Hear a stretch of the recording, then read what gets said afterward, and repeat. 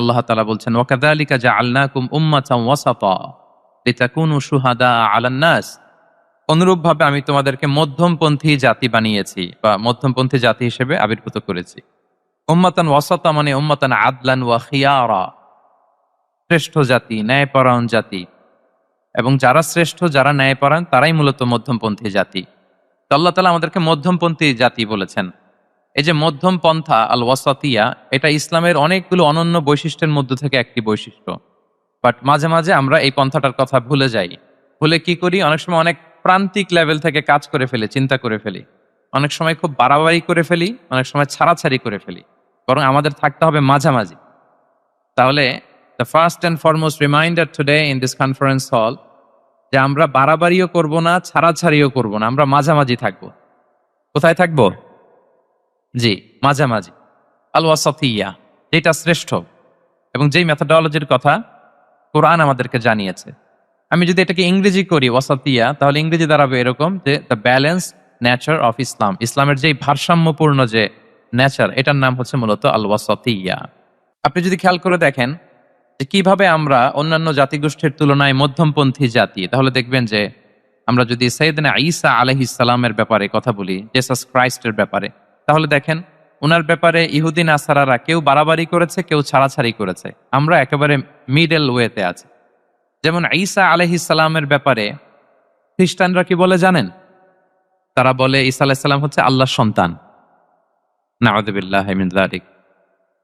Jesus Christ is the son of God, গডের সন্তান। তাহলে দেখেন কতটা বাড়াবাড়ি করলো। ঈসা আলাইহিস সালামকে উঠাতে উঠাতে খোদার আসনে নিয়ে বসালো। বাড়াবাড়ি হয়ে গেল না এটা? আচ্ছা, তাহলে একদল খুব বাড়াবাড়ি করলো। এবার যদি ইহুদিদের কথা চিন্তা করি, ইহুদিরা কি বলে? ইহুদিরা একেবারে উল্টো। তারা বলে ঈসা আলাইহিস সালাম হচ্ছে ইবনু জিনা, মানে জারদ সন্তান। নাউযুবিল্লাহ। দেখেন তাদের প্রত্যেকের আকীদা শোনা মাত্রই আপনাদেরকে বলা লাগতেছে না যে নাউযুবিল্লাহ বলেন, আপনারা স্বতঃস্ফূর্ত ভাবেই বলতেছেন নাউযুবিল্লাহ। তার মানে একদল বাড়াবাড়ি করলো, একদল ছাড়াছাড়ি। একদল বলল তিনি আল্লাহর সন্তান বলে একেবারে আল্লাহর উপরে উঠাই ফেলছে। আরেক দল নামাতে নামাতে একেবারে পদদলিত করলো, বলল তিনি হচ্ছেন বাস্টার্ড, মানে ইবনু জিনা, জারদ সন্তান। নাউযুবিল্লাহি মিন যালিক। একদল নিয়ে গেল একেবারে উপরে, আরেক দল একেবারে নিচে। কিন্তু আমরা কি বলি দেখেন, আমরা বলি ঈসা আলাইহিস সালাম উনি হচ্ছেন আব্দুল্লাহি ওয়া রাসূলুহু, তিনি হচ্ছেন আল্লাহ তাআলার দাস বা বান্দা এবং আল্লাহর সম্মানিত রাসূল। দেখুন কতটা ব্যালেন্স এই আকীদা। আমরা আব্দুল্লাহ বলার মধ্য দিয়ে বেসিকলি নাসারাদেরকে রিফিউট করি, তাদের প্রতিবাদ করি আমরা যে তোমরা যে বলেছো আল্লাহ সন্তান না, ওই দিকে উঠানো যাবে না, নিচে নামায় নিয়ে আসো, উনি আব্দুল্লাহ, আল্লাহর দাস। আর রসুলহু, সম্মানিত রসুল বলে আমরা বেসিকলি ইহুদিদেরকে রিফিউট করি, তাদের প্রতিবাদ করি। আমরা বলি যে না, তোমরা যে বলেছো উনি জারদ সন্তান না, ওনার সম্মানকে পদদলিত করা যাবে না, উপরে উঠাইতে হবে, উঠায়া রসুল ও সম্মানিত রসুল। তাহলে নাসারাদের আকীদা থেকে আমরা নিচে নেমে আসলাম, ইহুদিদের আকীদা থেকে আমরা উপরের দিকে গেলাম। ফলে এটা কি হলো? ব্যালেন্স হলো, ভারসাম্যপূর্ণ হলো, মধ্যম পন্থা হলো। তো আশা করি মধ্যম পন্থার উদাহরণটা বুঝতে পেরেছেন। আরেকটা ছোট্ট উদাহরণ দেই। আমাদের বোনদের যখন পিরিয়ড চলে, তখন নাসারারা কি করে দেখেন, খ্রিস্টানরা তারা সবকিছু করে, কোনো বাছবিচার রাখে না। তখন এমনকি ফিজিক্যাল ইন্টিমেসিতেও যায়। যখন আমাদের বোনদের পিরিয়ড চলে, তখন তারা ফিজিক্যাল ইন্টিমেসিতেও যায়, কোনো বাছবিচার নাই। এটা হচ্ছে নাসারাদের অবস্থান। আর ইহুদিদের কি অবস্থান? এরা এই 5 দিন 7 দিন আমাদের বোনদের যখন পিরিয়ড চলে, তখন তারা তাদের স্ত্রীদেরকে ধরবে না, ছোবে না, স্পর্শ করবে না, একসাথে বসবেও না। তাদের ঘরে আলাদা একটা স্পেশাল রুম রাখে, ওই রুমের ভিতরে, ওই ঘরের ভিতরে তাদের 5 দিন 7 দিন ওখানে কাটাইতে হয়। তোমরা আবার সুস্থ হলে তারপরে আসবো। দেখেন একদল খুব বাড়াবাড়ি করলো, আরেক দল ছাড়াছাড়ি করলো। কিন্তু আমাদের ইসলামে আমরা ব্যালেন্স, যে বোনদের যখন পিরিয়ড চলে, হাজবেন্ড ওয়াইফ তখন স্বাভাবিক মেলামেশা, কথাবার্তা, ঘরের টুকিটাকি কাজ সবই করতে পারবে, ইল্লাল জিমা, যেটা আমরা ফিজিক্যাল ইন্টিমেসি বলি, ওইটা ছাড়া আমরা সবই করতে পারবো। তাহলে দেখেন এই দুইটা উদাহরণ আমি সামনে আনলাম এজন্য, যে এই যে মানহাজুল ওয়াসাতিয়াতি ওয়াল ই'তিদাল, মধ্যম পন্থার কথা আমরা যেটা বলি, যেটাকে দিয়ে আল্লাহ তাআলা আমাদেরকে সম্মানিত করেছেন, যে ওয়াকাযালিকা জাআলনাকুম উম্মাতান ওয়াসাতা, তোমাদেরকে আমি মধ্যমপন্থী জাতি বানিয়েছি। তোমাদের মধ্যে বাড়াবাড়িও থাকবে না, ছাড়াছাড়িও থাকবে না, বরং আমরা হব মধ্যমপন্থী। আমরা কি হব? কি হব? কিছুদিন আগে বোধহয় দেখলাম ওই যে ছাত্ররা যে দল করতেছে ওইটাও মধ্যমপন্থা নাম দিয়ে দিছে। আবার আজকের এই আলোচনা করে কোন বিপদে পড়ি, পরে বলবে যে তো বোধহয় ছাত্রদেরকে সাপোর্ট করতেছে ভেতরে ভেতরে। না, ওই ছাত্রদের মধ্যমপন্থার কথা বলতেছি না, ইসলাম যে মানহাজুল ওয়াসাতিয়ার কথা বলেছে সেটার কথা বললাম। তো প্রিয় ভাইয়েরা, প্রথম কথা হচ্ছে আপনি যখন দাওয়া বলবেন তখন আমাকে মধ্যম পন্থা বলতেই হবে। আমরা যখন ইসলাম শিখবো শিখাবো, ইসলাম বুঝবো বুঝাবো, এই সব ক্ষেত্রে আমাদেরকে মধ্যম পন্থা অবলম্বন করতে হবে। আমাদের খেয়াল রাখতে হবে আমরা যেন এক্সট্রিম লাইনে না যাই, আবার খুব এক্সট্রা লিবারেল যেন না হয়ে যায়, আমরা যেন মধ্যমপন্থী একটা অবস্থানে থাকি। এবং দাওয়া দেওয়ার ক্ষেত্রে এটাই বলা হয়েছে, আল্লাহ তাআলা বলছেন উদউ ইলা সাবিলি রাব্বিকা বিল হিকমাতি ওয়াল মাউইদাতিল হাসানাতি ওয়াজাদিলহুম বিল্লাতি হিয়া আহসান। নবী, আপনি লোকদেরকে আল্লাহর পথে ডাকুন বিল হিকমা, প্রজ্ঞার সাথে, সুন্দর সুন্দর উপদেশ সহকারে, এবং কখনো তর্ক বিতর্কে জড়ানো লাগলে সেটা উত্তম ভাবে আপনাকে জড়াতে হবে। তার মানে এই যে ইসলাম বোঝার ক্ষেত্রে, প্রচারের ক্ষেত্রে মধ্যম পন্থার নীতি যেটা, প্রজ্ঞা বা সুন্দর উপদেশমালা দিয়ে দাওয়াত দেওয়া, এটাও মূলত মধ্যম পন্থারই বহিঃপ্রকাশ। আমরা যখন কোনো দাওয়া কাজ করব অলওয়েজ মাথায় রাখতে হবে যে আমি বাড়াবাড়ি যেন না করি, আমি আবার ছাড়াছাড়িও যেন না করি, আমি যেন মাঝামাঝি থাকি। তো এই যে দাওয়া আমরা দিচ্ছি, দাওয়াটা কি? বেসিক্যালি এটা হচ্ছে একটা কমিউনিকেশন, রাইট? এই যে আমি কথা বলতেছি, আপনারা শুনতেছেন, ইমাম সাহেব খুতবা দিচ্ছেন, আমরা সেটা শুনি, স্ট্রিট দাওয়া হয়, বিভিন্ন রকম দাওয়া এখন হচ্ছে, এগুলো basically communication. And this communication should be full of wisdom and beautiful advice. এটাই মূলত আল ওয়াসাতিয়া, মানহাজুল ওয়াসাতিয়া, মধ্যম পন্থা। আমি যে বিশ্ববিদ্যালয় থেকে ব্যাচেলর করেছি, ওই বিশ্ববিদ্যালয়ের একটা স্লোগান আছে, মানহাজুল ওয়াসাতিয়াতি ওয়াল ইআতিদাল। ওনারা মধ্যম পন্থার কথা বলে। তো আমি যেহেতু এই বিশ্ববিদ্যালয় আল আজহারের গ্রাজুয়েট, আমি যেখানেই যাই একটু করে আমি এই আল ওয়াসাতিয়ার কথাটা বলি, প্রিয় ভাইরা। তো দাওয়া যেহেতু কমিউনিকেশন, আমরা ওরাল দাওয়া দিয়ে থাকি, কিন্তু বেসিকলি ওরাল দাওয়ার চেয়ে যেটা প্র্যাকটিক্যাল দাওয়া, থিওরিটিক্যাল দাওয়ার চেয়ে প্র্যাকটিক্যাল দাওয়াটা এটা বেশি ইফেক্টিভ, বেশি প্রোডাক্টিভ। আমরা যখন তাফসির মাহফিল করি, আমরা খুতবা দেই, আলোচনা করি, এটা থেকে তো মানুষ শিখে। কিন্তু আমি যদি আমার আচরণ দিয়ে কোনো একটা মেসেজ দিতে পারি, ওইটা মানুষের হৃদয়ে বেশি দাগ কাটে, বেশি মনে থাকে, খুব বেশি মনে থাকবে। এটার সুযোগ আপনাদের বেশি। যেমন আমি যদি একটা কোরআনের আয়াতের কথা বলি, এটার খুব একটা মূল্যায়ন নাই, কারণ উনি হুজুর মানুষ, উনি তো কোরআনই বলবে। কিন্তু একজন ডক্টর যখন কোরআনের আয়াত বলে, তখন বলে দেখছো মাশাআল্লাহ, একজন ডক্টর, সে চিকিৎসা বিজ্ঞানে এত বড় এক্সপার্টিজের পর আবার কোরআনও জানে। ওই কথা কিন্তু আমিও বলছি, আমার দাম নাই। কিন্তু আপনাদেরকে কত সম্মানের চোখে দেখা হচ্ছে। আবার দেখেন, 5 ওয়াক্ত সালাত আদায় করা জামাতের সাথে, ফরজ সালাতগুলো, এটা তো মানে করতেই হবে, কম্পালসারি। এটা করে তো খুব বেশি ক্রেডিট নেওয়ার কিছু নাই, আমরা সবাই পড়ি। কিন্তু একজন ডাক্তার যখন নামাজ পড়ে, খেয়াল করে দেখবেন, একজন ডক্টর যখন চেম্বারে রুগীদেরকে রেখে বলে যে ওখানে যদি লেখা থাকে যে সালাতের সময় বিরতি থাকবে, বা বলা হয় যে এই ডাক্তার কিন্তু রুগী বসিয়ে রেখে নামাজটা পড়ে এসে আবার রুগী দেখা শুরু করে, এটা সবাই খুব পজিটিভলি নেয় যে দেখো এত ব্যস্ততার পরেও চাইলে এই সময় রুগী দেখতে পারতো, কিন্তু উনি নামাজ পড়ে। দেখেন, একই কোরআনের কথা আমিও বললাম, আপনিও বললেন, আপনার মর্যাদা কত বেশি। আমিও জামাতে নামাজ পড়ি, ইমামতি করাই, আর আপনি যে একটু তাড়াতাড়ি করে নামাজটা পড়ে চলে আসেন, এটাতে আপনার এপ্রিসিয়েশন কত বেশি। তো এভাবে আপনাদের কিন্তু দাওয়া কাজ করার সুযোগ অনেক বেশি, কারণ এটা অনেক মানে নোবেল একটা প্রফেশন, মহৎ পেশা। আপনারা জনগণকে সরাসরি সেবা দেওয়ার যে ব্যাপারটা, এটার সুযোগ আছে। যুদ্ধ বিধ্বস্ত আপনি আহতদেরকে সেবা দিতে পারেন, আগুনে পোড়া রোগীদেরকে সেবা দিতে পারেন, দুরারোগ্য ব্যাধি, তার আর যাওয়ার জায়গা নেই, আপনি সেবা দিতে পারতেছেন। যে কোনো রোগ বালাই, যে কোনো পরিস্থিতিতে যখন একজন মানুষ অসুস্থ হয়, তখন আপনি সেবা দিচ্ছেন, তখন তার মনটা কিন্তু খুব নরম থাকে, তার মধ্যে একটা অসহায়ত্ব কাজ করে। ওই একটা অসহায় মানুষ, তার মনটা খুব নরম, ওই রকম একটা সিচুয়েশনে তারা আপনাদের দ্বারস্থ হয়। ফলে আপনাদের কিন্তু দাওয়া কাজ করার সুযোগ অনেক বেশি, এবং সেক্ষেত্রে ওরাল দাওয়ার চেয়ে আপনার যে প্র্যাকটিক্যাল দাওয়া, এটার ইফেক্ট অনেক বেশি। নিজের আচরণ দিয়ে যে মেসেজটা দেওয়া যায়, এটা সবচেয়ে ইফেক্টিভ। আপনার লেনদেন, আপনার ডিলিংস কেমন, আপনি মানুষ হিসেবে কেমন, এটা সবচেয়ে পাওয়ারফুল দাওয়া।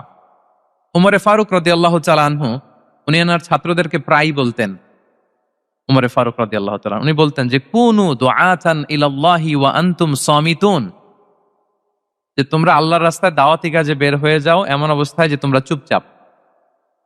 তো তো ছাত্ররা বলতো দাওয়াতি কাজও করতে বলতেছেন, আবার চুপচাপও থাকতে বলতেছেন, এটা আবার কিভাবে দাওয়াত দিব? ওমর ফারুক রাদিয়াল্লাহু তাআলা আনহু বলতেন, বি আখলাকিকুম, তোমাদের আখলাক দিয়ে দাওয়াত দাও। আখলাক দিয়ে দাওয়াত দেওয়া যায় না? বলেন তো, আখলাক দিয়ে দাওয়াত দেওয়া যায় কি যায় না? যায়। এই আখলাক দিয়ে যে দাওয়াত, এটা অনেক পাওয়ারফুল। 10টা তাফসীর মাহফিল করে আমি এটা করতে পারবো না। আপনি আপনার আখলাক দিয়ে, আপনার ব্যক্তিত্ব দিয়ে, আপনার লেনদেন, হ্যাঁ, এগুলো দিয়ে আপনি যে দাওয়াটা দিতে পারবেন, অন্য অনেক কিছু দিয়ে সেটা হবে না। এজন্য ওমর ফারুক বলতেন, কুনু দুআতান ইলাল্লাহি ওয়া আনতুম সামিতুন, আল্লাহর রাস্তায় দায়ী হয়ে বের হও কিন্তু চুপচাপ। কিভাবে? বলে বি আখলাকিকুম, তোমাদের আখলাক দিয়ে। এটা বেশি পাওয়ারফুল। এবং রাসূল সাল্লাল্লাহু আলাইহি ওয়াসাল্লামের ব্যাপারে যখন জিজ্ঞেস করা হতো আম্মাজান আয়েশা রাদিয়াল্লাহু তাআলা আনহাকে যে রাসূল সাল্লাল্লাহু আলাইহি ওয়াসাল্লামের আচরণ কেমন ছিল, তখন আম্মাজান আয়েশা বলতেন যে কানা খুলুকুহু আল কোরআন, কোরআনই ছিল রাসূল সাল্লাল্লাহু আলাইহি ওয়াসাল্লামের চরিত্র। পুরো কোরআনে 30 পারায় থিওরিটিক্যালি যা বলা আছে রাসূল সাল্লাল্লাহু আলাইহি ওয়াসাল্লামের জীবনীতে প্র্যাকটিক্যালি সেটা দেখানো আছে। তো আম্মাজান আয়েশা বলতেন কানা খুলুকুহু আল কোরআন, রাসূল সাল্লাল্লাহু আলাইহি ওয়াসাল্লামের চরিত্র ছিল কোরআন। ইনদামা রাসূলুল্লাহ সাল্লাল্লাহু আলাইহি ওয়াসাল্লাম ইয়ামশি আলাল আরদ কাআন্নাল কোরআনা ইয়ামশি আলাই, রাসূল সাল্লাল্লাহু আলাইহি ওয়াসাল্লাম যখন মদিনার রাস্তা দিয়ে হেঁটে যেতেন, as if a living Quran is walking on the street, মনে হতো একটা জীবন্ত কোরআন রাস্তা দিয়ে হেঁটে হেঁটে যাচ্ছে। তো তাহলে we should try to be a living দাঈ, জীবন্ত দাঈ, প্র্যাকটিক্যাল দাঈ। এটা যদি আমরা হইতে পারি তাহলে অনেক বেশি ইম্প্যাক্ট করা যাবে সোসাইটিতে, অনেক ইনফ্লুয়েন্স করা যাবে। যেটা বললাম যে আমাদের সততা, আচরণ, ব্যক্তিত্ব, পার্সোনালিটি, এগুলো দিয়ে আমরা যে দাওয়াটা দিতে পারি, ওরাল দাওয়া, বক্তব্য দিয়ে এটা অনেক সময় সম্ভব হয় না। এবং ডাক্তারদের জন্য এটা অনেক বড় একটা সুযোগ।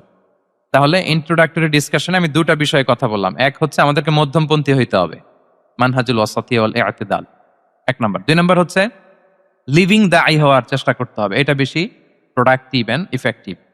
এই দুইটা পয়েন্ট আমরা বুঝতে পেরেছি তো না? বুঝতে পেরেছেন সবাই? মাশাআল্লাহ। এবার চলুন যে রাসূল সাল্লাল্লাহু আলাইহি ওয়াসাল্লামের যে প্রফেটিক দাওয়া মেথোডোলজি, কিভাবে উনি দাওয়া কাজের আঞ্জাম দিতেন, সেখান থেকে আমাদের নেয়ার আধুনিক সময়ের এর প্রাসঙ্গিকতা কি আছে, আমি 10টা পয়েন্টে আজকের এই সেমিনারে কিছু কথা উপস্থাপনের চেষ্টা করব। ওমা তাওফীকি ইল্লা বিল্লাহ। 1 নাম্বার কথা হচ্ছে, আমরা যে দাওয়া দিব, এই দাওয়া language should be very soft and mild and very touchy. দাওয়া ল্যাঙ্গুয়েজ হইতে হবে ভেরি সফট, অলওয়েজ সফট, সব সময়। ইফ ইউ টক অ্যাবাউট দাওয়া, this language should be very soft and mild and touchy. দাওয়ার কথা বললে হয়তো আপনি পলিটিক্স করেন, ওইটা আলাদা কথা। আপনি জেহাদের ময়দানে, ওইটা আলাদা কথা। আমি জেহাদ পলিটিক্স নিয়ে কথা বলতেছি না, আই এম টকিং অ্যাবাউট দাওয়া। যদি আপনি দাওয়া সেমিনারের কথা বলেন, যদি মেডিকেল দাওয়া সোসাইটির নাম দেন, দাওয়া বললে আমাকে বলতে হবে দাওয়ার language should be very soft and mild. আমরা এটা অনেক সময় ভুল করে ফেলি, এটা করা যাবে না। কারণ আপনি হৃদয় থেকে যদি কোনো কথা বলেন, এটা শ্রোতার হৃদয়ে যে টাচ করে। আল্লাহর হাবিব সাল্লাল্লাহু আলাইহি ওয়াসাল্লামের কথাগুলো নিয়ে এত আলোচনা, বিশ্লেষণ, কথাগুলো এত অ্যাপিলিং কেন, এত আবেদনময় কেন? এর কারণ হচ্ছে রাসূল সাল্লাল্লাহু আলাইহি ওয়াসাল্লাম যা বলেছেন তিনি হৃদয় থেকে বলেছেন। হৃদয় থেকে কথা বেরোলে এটা শ্রোতার হৃদয়ে যে টাচ করে। একটা ছোট্ট আয়াত আমি তেলাওয়াত করি, সূরা তাহার। আল্লাহ তাআলা বলছেন, ফাকুলা লাহু কাওলান লাইয়িনা লাআল্লাহু ইয়াতাযাক্কারু আও ইয়াখশা। আল্লাহ তাআলা মূসা আলাইহিস সালাম এবং হারুন আলাইহিস সালাম, ওনাদের দুইজনকে বলছেন যে তোমরা দুই ভাই মিলে যাও, ফেরাউনের কাছে যে দাওয়াত দাও এবং কোমল ভাষায় দাওয়াত দাও। কি ভাষায়? সবাই বলুন। কোমল ভাষায় দাওয়াত দাও। কাওলান লাইয়িনা, use very soft and mild language, very touchy language. Soft এবং কোমল ভাষায় দাওয়াত দাও কাকে? পৃথিবীর সবচেয়ে বড় সন্ত্রাস, তাই না? হ্যাঁ, দুর্ধর্ষ সন্ত্রাস, খোদাদ্রোহী, তারপর সীমালঙ্ঘনকারী। আপনি যত নেগেটিভ যা বলবেন সব যাবে ওর সাথে। ফিরআউন, লাআল্লাহু ইয়াতাযাক্কারু আও ইয়াখশা, হয়তো সে উপদেশ গ্রহণ করবে অথবা তার হৃদয়ে ভয়ের উদ্রেক হতে পারে। হয়তো তোমরা soft and mild language use করবা। মূসা এবং হারুন কোমল ভাষায় যে তোমরা দাওয়াত দিবা। আচ্ছা, কার ব্যাপারে আল্লাহ বললেন, কাকে দাওয়াত দিতে বললেন? সবাই বলেন তো নামটা। ফেরাউন।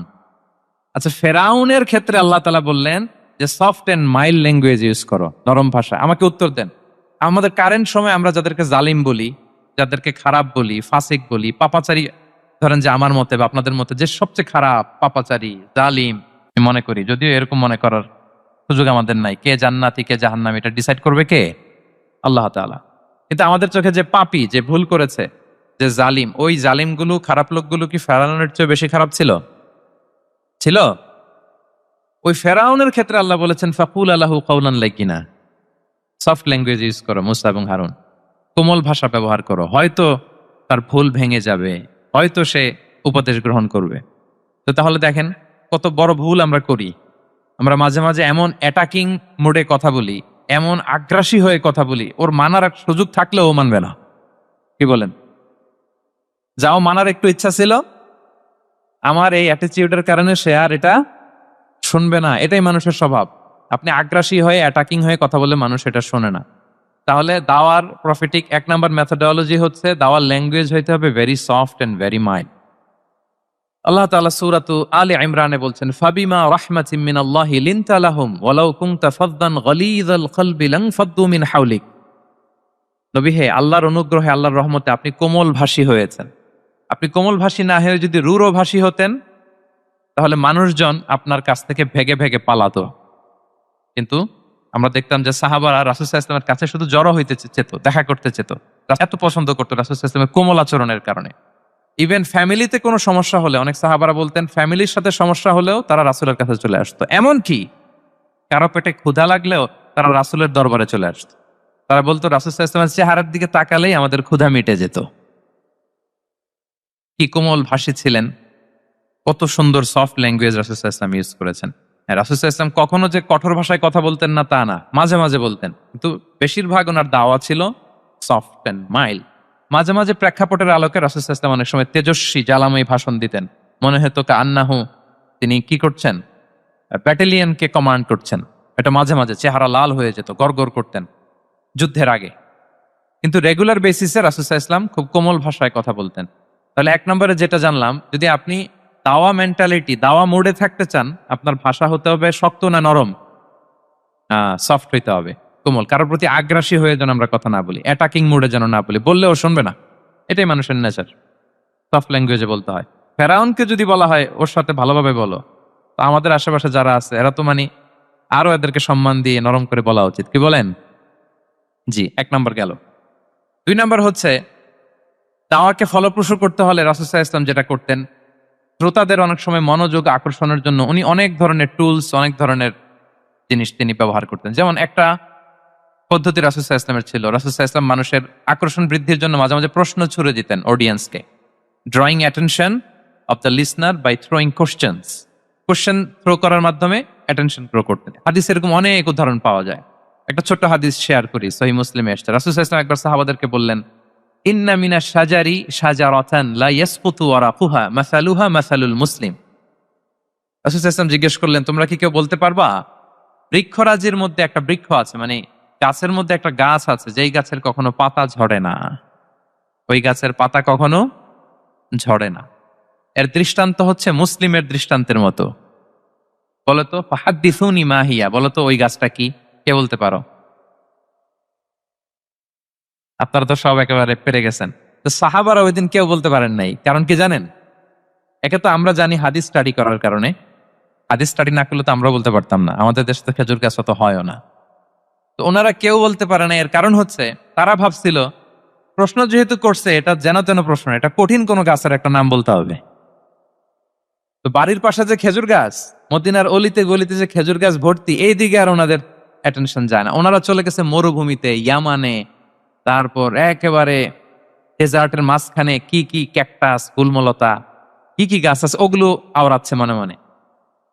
ভাবতেছে যে খেজুর গাছের কথা তো রাসূল সাল্লাল্লাহু আলাইহি ওয়াসাল্লাম আমাদের জিজ্ঞেস করার কথা না, এ তো আমাদের গাছ, বাড়ির পাশের গাছ। কেউই আর বলতে পারে নাই।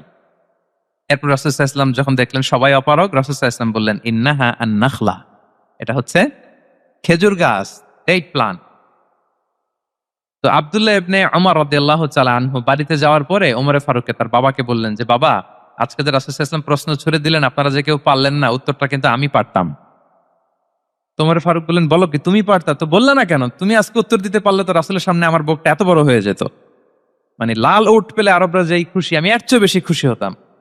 তখন উনি বললেন যে, আপনি পারতেছেন না, অন্যান্য বয়স্ক সাহাবারা পারতেছে না, মুরব্বীরা কেউ যেহেতু বলে নাই, আমি বিনয়ের খাতিরে উত্তরটা দেই নাই, কিন্তু আমি জানতাম যে এটা খেজুর গাছ। তাহলে দেখেন রাসূল সাল্লাল্লাহু আলাইহি ওয়াসাল্লাম অ্যাটেনশনটাকে ড্র করার জন্য প্রশ্ন ছুড়ে দিতেন। তো এই প্রশ্ন ছুড়ে দিয়ে কিন্তু আমরা মানুষের দৃষ্টি আকর্ষণ করতে হবে। আপনারা তো মানে প্রশ্ন ছড়াই তো আপনাদের কাজ, যে কি অবস্থা, শরীরটা কেমন, পেট ঠিক আছে কিনা, ঘুম হয় কিনা, এক কমন প্রশ্ন না আপনাদের?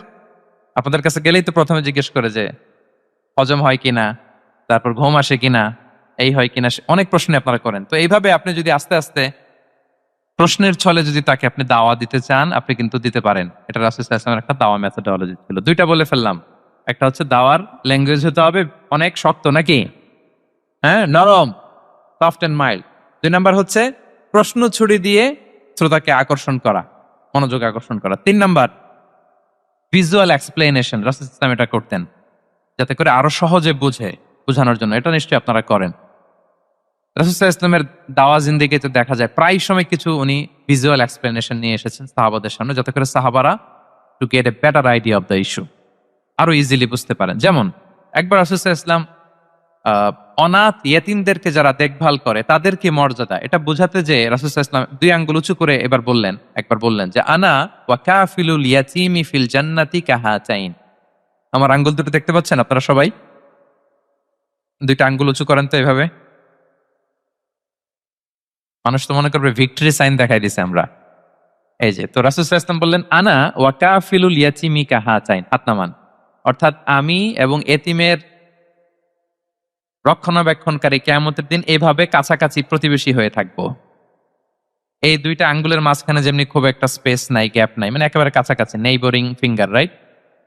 আমি এবং এতিমের রক্ষণাবেক্ষণকারী এভাবে নেইবর হয়ে থাকবো। এই যে ভিজুয়াল এক্সপ্লেনেশন দেখছেন? এই যে দাওয়ার মধ্যে মাঝে মাঝে এরকম ভিজুয়াল এক্সপ্লেনেশন করতে হবে যাতে করে শ্রোতারা বোঝে। রাসূল সাল্লাল্লাহু আলাইহি ওয়াসাল্লাম এটা করেছেন। আচ্ছা, মুসনাদে আহমদে এক হাদিস এসেছে, রাসূল সাল্লাল্লাহু আলাইহি ওয়াসাল্লাম একবার খেজুরের একটা ডাল নিয়ে মরুভূমির মধ্যে একটা দাগ টানলেন। খাত্তালানা রাসূলুল্লাহ সাল্লাল্লাহু আলাইহি ওয়াসাল্লাম খাত্তান, একটা স্ট্রেইট লাইন দিয়ে রাসূল সাল্লাল্লাহু আলাইহি ওয়াসাল্লাম বললেন এটা হচ্ছে সিরাতুল মুস্তাকিম। সাহাবাদের দৃষ্টি আকর্ষিত হলো, সবাই মনোযোগী হয়ে উঠলো, তাই নাকি? সিরাতুল মুস্তাকিম, যে দোয়া আমরা প্রতিদিন করি, ইহদিনাস সিরাতাল মুস্তাকিম, খেজুরের ডাল দিয়ে স্ট্রেইট লাইন কেটে বললেন এটা হচ্ছে সিরাতুল মুস্তাকিম। এবার ওই খেজুরের ডাল দিয়ে ডানে বায়ে অনেকগুলো ছোট ছোট দাগ কাটলেন আর বললেন হাযিহি সুবুলুশ শায়তান, এগুলো হচ্ছে শয়তানের রাস্তা, এটা হচ্ছে মুস্তাকিম, সোজা রাস্তা যেটা জান্নাতে যায়। আর ডানে বায়ে অনেকগুলো দাগ কাটলেন, দেখে বললেন এই প্রতিটি রাস্তায় একটা করে শয়তান বসে থাকে আর সে তোমাদেরকে টেম্পটেশন দিতে থাকে, প্রভোকেশন করতে থাকে, ধোঁকা দিতে থাকে, ওয়াসওয়াসা দিতে থাকে। ডানে বায়ে না তাকিয়ে এই সিরাতুল মুস্তাকিমের পথেই অবিচল থাকতে হবে, ইনশাআল্লাহ বলেন। তাহলে দেখেন মরুভূমির মাঝখানে, তখন তো আর ওই যে এলইডি প্রজেক্টর থাকলে হয়তো রাসূল সাল্লাল্লাহু আলাইহি ওয়াসাল্লাম ওইটাই ব্যবহার করতেন। আমরা এটা এখন করতে পারি বোঝানোর জন্য। রাসূল সাল্লাল্লাহু আলাইহি ওয়াসাল্লাম খেজুরের ডাল দিয়ে মরুভূমির মধ্যে দাগ কেটে সাহাবীদেরকে এই ভিজুয়াল এক্সপ্লেনেশন দিলেন এবং সাহাবারা খুব সহজে বুঝতে পারলেন যে কোনটা সিরাতুল মুস্তাকিম, কোনটা সিরাতুশ শাইতান। এভাবে রাসূল সাল্লাল্লাহু আলাইহি ওয়াসাল্লাম ভিজুয়াল এক্সপ্লেনেশন ইউজ করতেন। আমরা বিশ্বাসীরা যে ভাই ভাই, মুমিনরা যে ভাই ভাই, আমাদের সম্পর্ক যে কত সুদৃঢ় মজবুত, এটা বোঝাতে যে একবার রাসূল সাল্লাল্লাহু আলাইহি ওয়াসাল্লাম বললেন আল মুমিনু লিল মুমিনি কাল বুনিয়ান, বিশ্বাসীরা তাদের সম্পর্ক হচ্ছে কাল বুনিয়ান, একটা সুদৃঢ় প্রাচীরের মতো, সীসা ঢালা প্রাচীরের মতো। ইয়াশুদ্দু বা'দুহু বা'দা, যেটার এক পাশ আরেক পাশকে মজবুত করে।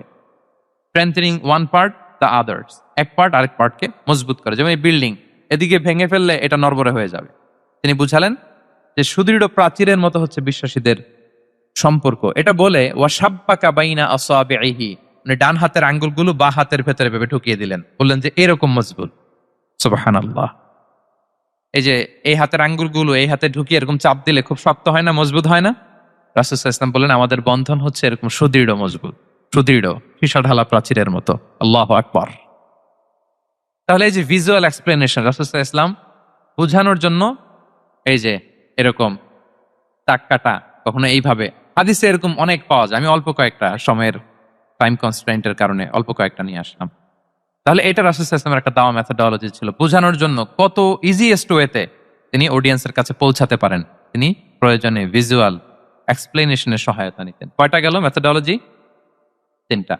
আচ্ছা, 4 নাম্বার হচ্ছে গ্রাজুয়ালিটি, ধীরে ধীরে ধাপে ধাপে দাওয়া পরিচালনা করা, দাওয়া কাজ করা। এটাতে অনেক সময় আমরা ভুল করে ফেলি। আমরা অনেক সময় একটু রাশিং মেন্টালিটিতে থাকি, তাড়াহুড়ো। একজন ভাই নতুন দিনে ফিরছে, আগে হয়তো সংশয়বাদী ছিল, নাস্তিক ছিল, প্র্যাকটিস করতো না, এখন সে প্র্যাকটিসের ইচ্ছা করছে, এই সুযোগ পেয়ে আমি তারে বলা শুরু করলাম, নামাজ পড়তে হবে, রোজা রাখতে হবে, জাকাত দিতে হবে, তোমার ওয়াইফকে পর্দা করাইতে হবে, হালাল হারাম ও কয়েক সারছে, আমার সম্ভব না।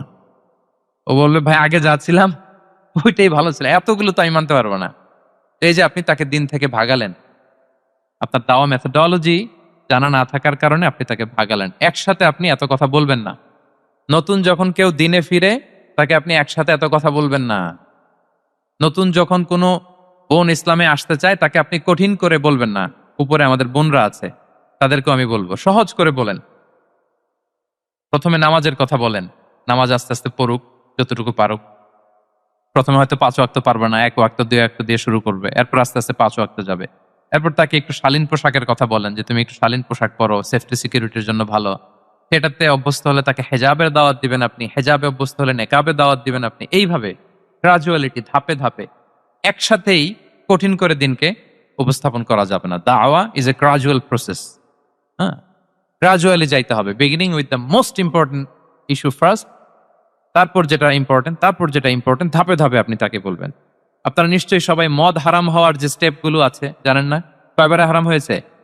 3 বারে। ওয়াসআলুনাকা আনিল খামরি ওয়াল মাইসির কুল ফীহিমা ইসমুন কাবীরু ওয়া মানাফিউ লিন-নাস ওয়া ইসমুহুমা আকবারু মিন নাফইহিমা। প্রথমে বললেন মদে কিছু উপকার আছে কিন্তু এটার গুনাহ বেশি, ক্ষতি বেশি, কিন্তু সামান্য উপকার আছে। তো মানুষ সচেতন হয়ে গেল যে না, এটা কিন্তু গুনাহ আছে, ক্ষতি আছে, সাবধান হইতে হবে। মদ খাওয়া কমায় দিল। আচ্ছা, এরপর বলা হলো ওয়ালা তাকরাবুস সালাতা ওয়া আনতুম সুকারা, মাতাল হয়ে মদ খাওয়া অবস্থায় নামাজে যেও না। কারণ কোন এক সাহাবী নামাজে এমন ভাবে তেলাওয়াত করলেন অর্থ চেঞ্জ হয়ে গেল। ফলে দিনে 5 বার মদ খাওয়া যাবে না। এই আয়াত দিয়ে তো তাই বোঝা যায়, তাই না? 5 বার, 5 বারের জন্য যখন সাবধান হয়ে গেল, আরো তারা অভ্যস্ত হয়ে গেল। এরপরে নাজিল হলো ইন্নামাল খামরু ওয়াল মাইসিরু ওয়াল আনসাবু ওয়াল আজলামু রিজসুম মিন আমালিশ শাইতানি ফাজতানিবুহু। মদ, জুয়া, ভাগ্যলিপি এগুলো শয়তানের কাজ, এগুলো থেকে বেঁচে থাকো। সবাই মদিনার ঘরের ভেতরে মদের বোতল যেগুলো ছিল ভেঙে সব রাস্তায় মদ দিয়ে মদিনার অলিগলি সয়লাভ। সুবহানাল্লাহ, কারো কষ্ট হয়নি, কারণ ধাপে ধাপে মদকে হারাম করা হয়েছে। কেউ যদি চেইন স্মোকার থাকে, আপনি যদি বলেন যে স্মোকিং হারাম, কালকে থেকে একটাও খেতে পারবে না, ও পারবে? ও তো মারা যাবে। ও সব বাদ দিতে পারবে, স্মোকিং বাদ দিতে পারবে না। তো কি করবেন? তাকে আপনি অল্প অল্প করে, যে একটু একটু করে ছাড়ো। এই যে রমজান আসতেছে, সারাদিন তো করতেই পারবা না, রাতে 2-3টা করে খাইও, বেশি খাইও না। না মানে ছাড়ানোর জন্য বলতেছে আর কি। যে 10টা খায় তারা যদি আপনি 2টা খাইতে বলেন, এটা তো আপনি দাওয়াই দিলেন নাকি, কমাইতে বললেন তো। সিগারেটের প্রতি তার উৎসাহিত করতেছি না আমরা। চেইন স্মোকার ও 10টা ছাড়া হয় না প্রতিদিন। তাই রমজানে আপনি তারা বললেন যে সারাদিন তো তুমি না খেয়ে থাকবা, রাতে 1টা 2টা বা 3টা গেল। প্রথম দশকে 3টা, এরপরের দশকে 2টা, তারপরের দশকে 1টা। যে 1টা খায় তারপরের দিন তো সে চাইলে ছেড়েও দিতে পারে, কি বলেন? এইভাবে গ্রাজুয়ালি তাকে ছাড়ানোর জন্য অভ্যস্ত করতে হবে। তাহলে এই গ্রাজুয়ালিটিটা দরকার। আমি হাদিস থেকে, সিরাত থেকে একটা উদাহরণ দেই, শুনুন।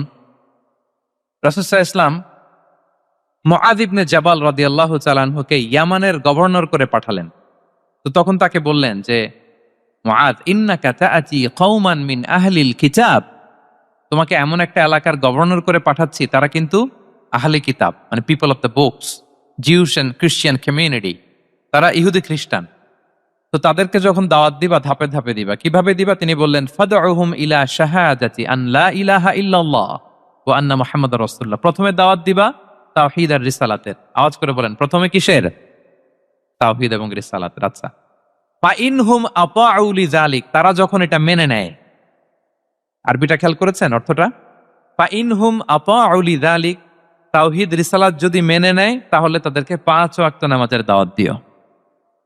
আচ্ছা, 5 ওয়াক্ত নামাজে যখন তারা অভ্যস্ত হয়ে যায়, ফাইনহুম আতাউ লিযালিক, যখন তারা এটাও মেনে নেয় তখন তাদেরকে যাকাতের আদেশ করো। সুবহানাল্লাহ, সুবহানাল্লাহ। দেখেন ধাপে ধাপে, একবারে সবগুলো বিধান একবারে তাদের সাথে শেয়ার করতে বলেননি। প্রথমে তাওহীদের, রিসালাতের, মেনে নিলে সালাতের, মেনে নিলে যাকাতের, ধাপে ধাপে। তাহলে একবারে কেউ নতুন যখন দিনে ফিরেছে, একবারে সবকিছু তার ঘাড়ে চাপিয়ে দিবেন আপনি? কি করবেন?